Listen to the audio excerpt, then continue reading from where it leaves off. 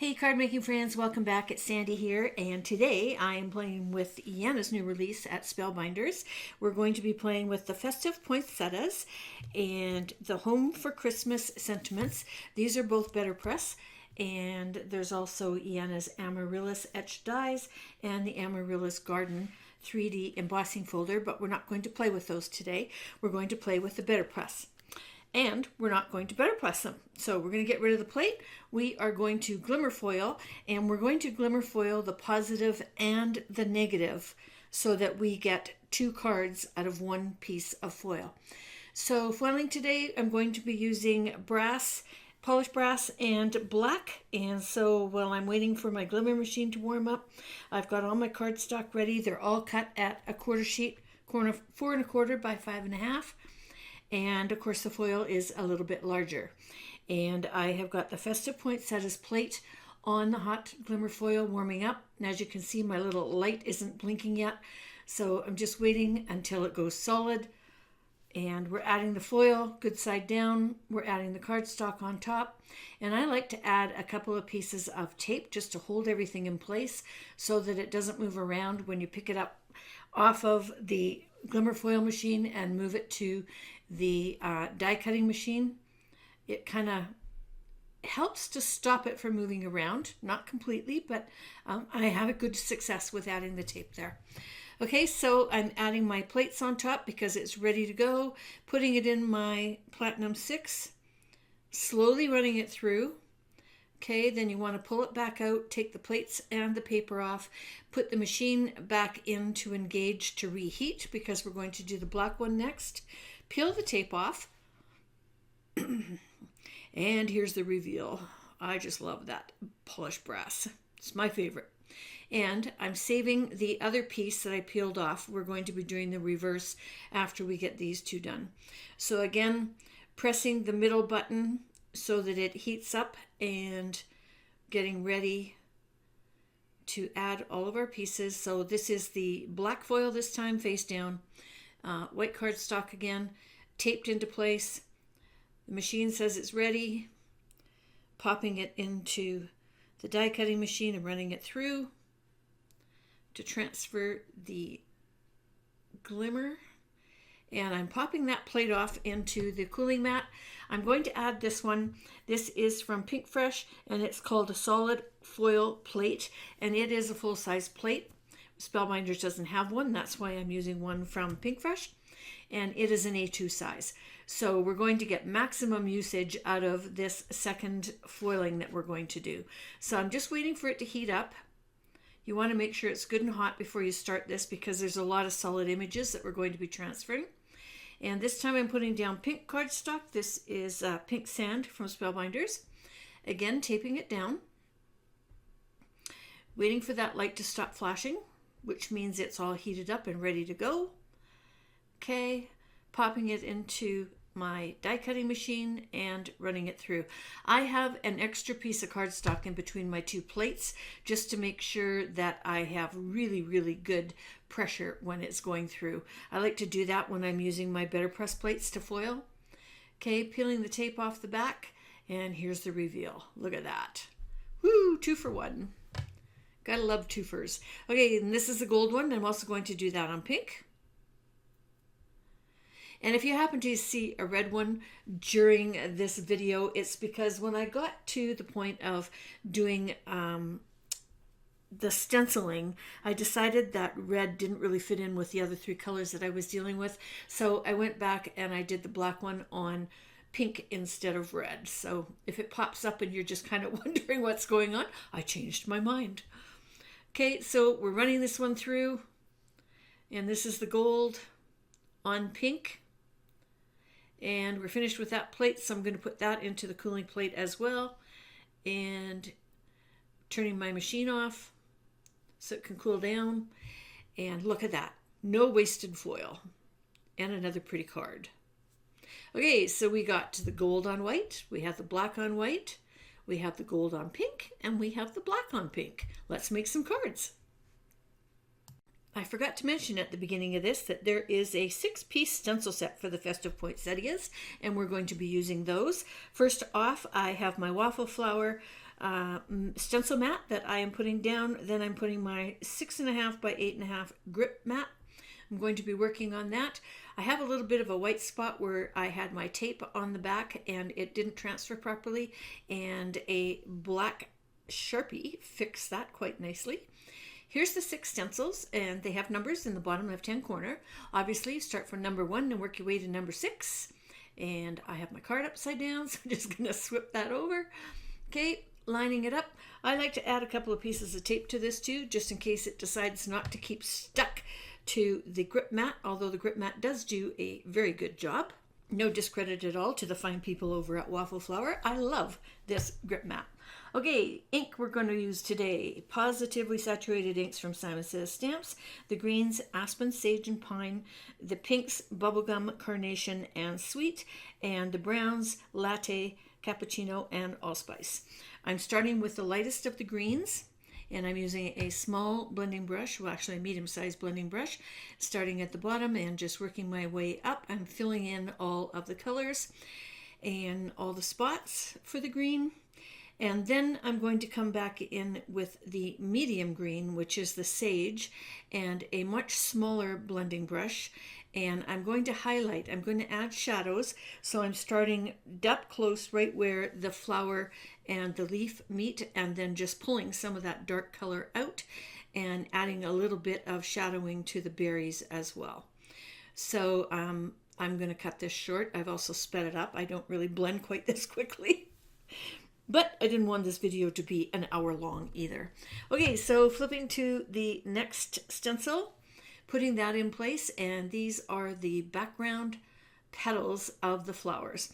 And my poinsettias are all going to be done in pink.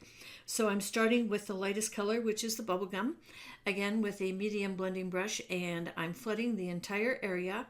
And then I'm going to come back in and I'm going to use Carnation, which is the middle of the pink colors, and a smaller ink blending brush, and again do the same highlights, starting at the center, working my way out, adding the darker shadow for the highlighting. And this goes really quickly. I love using stencils to color in flowers. It really makes you look like an artist without trying too hard. Okay, and the next stencil is the second batch. And we're going to start with the medium and then go to the dark. So I'm starting with Carnation, filling in the center of the flowers, and then coming back in with Sweets and the small blending brush, adding the darker highlights again.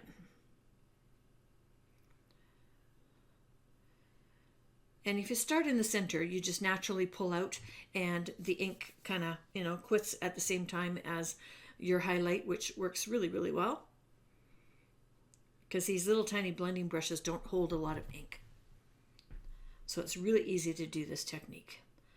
Okay, just going back over and touching up a couple of spots and changing out the stencil. Next up are the pine cones. So we'll be into our browns. And one thing I'll tell you about Simon Says Stamps Positively Saturated inks is they do lighten up as they dry. So when you're doing your stenciling or your inking, make sure you go a little bit darker than you want your finished piece to look, because it lightens up, but it's very pretty. And I really like that they have a light, medium, and dark of each of the colors. It makes it really easy to do stenciling like this.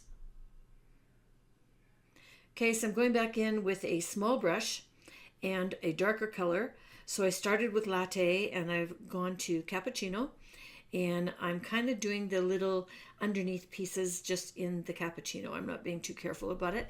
I also did the center of the flowers in those two browns as well. Okay, moving on to the next stencil. This one is branches, and there's also some small leaves. So you're going to do two different colors on this one. I try Cappuccino and Allspice, I think, as Cappuccino. Allspice. All right. So I try this as my first color. I decide it's too dark. I take a little peek. Yeah, too dark. It's getting too close to the black. Excuse me. So clean off my blending brush again, and I go back to Cappuccino, And I do all of my branches in cappuccino. And then with the little tiny leaves that are on here, I was going to go to pine, but I decided to save that for the holly leaves, which is the last one. So I'm doing them in sage, and they're really, really small. So there isn't really enough room to blend two colors, and that's why I went with a darker color. Okay, so again, a small blending brush, and I have a different color on it. I'm just trying to clean it off. These are the Spellbinders thin brushes, and I really quite like using them. Okay, so, and you also want to make sure that when you're doing your circular motion, you're going in both directions.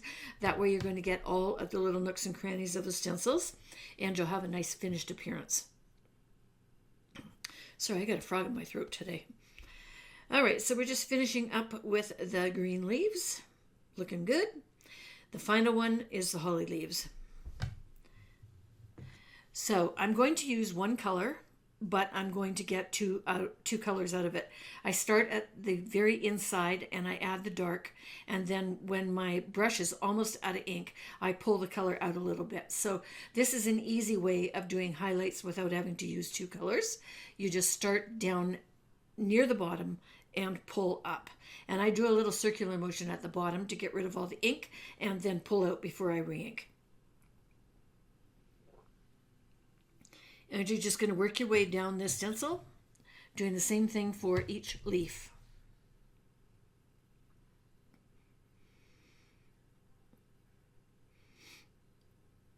Okay, just a couple more to go. And we're almost done. And it's time for the reveal. Ta-da! I cut each of these panels down to 3 3/4 by 5, and then I added a mat of 3 7/8 by 5 1/8 for each one of them. And I added foam tape strips to the back, as I showed you. And this one I'm doing vellum as my overlay or shadow for my sentiment. And you see that I put a couple of glue dots in there, and you want to put them near the center where your sentiment is going to cover them, okay? And then you want to remove the protective covers from the foam tape on the back. And I have a piece of gold thread that I'm going to be putting down the center. You want to remember not to put your card down while you're working on this when you've got all the foam tape exposed on the back. It will stick really well to that paper, and you'll have a really hard time getting it up. So as soon as you get the ribbon placed on it, put it on your card base. And this is an A2 top folding card base, 4 1/4 by 11. You're going to score and fold at 5 1/2. And I'm going to make some little tiny foam strips by cutting these squares into 3 different sizes, so that I get the little tiny pieces for the outside little sticky outs on my die cut, and a little bit bigger pieces that going around the outside edge of this smaller sentiment piece.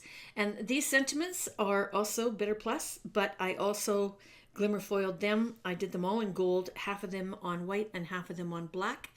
And I did all of them at the same time. That way I've got spares. And when I was building these 4 cards, I could interchange them until I got the ones that I wanted on each one. And I have a whole pile of extras for my next go round. Okay, so there is the finished card. That's the black one. This is the black on pink. This is the gold one that is also stenciled in exactly the same colors as the black one. And then here's the gold on the pink. I hope I gave you a couple more ideas of things that you can do with your BetterPress plates and some of your glimmer foiling. If you enjoyed today's video, please consider giving me a thumbs up and sharing my video with your friends. I would really appreciate that. Everything I've used today is listed underneath this video, and there's also a link over to my blog for some additional information. Thanks so much, and until next time, toodles!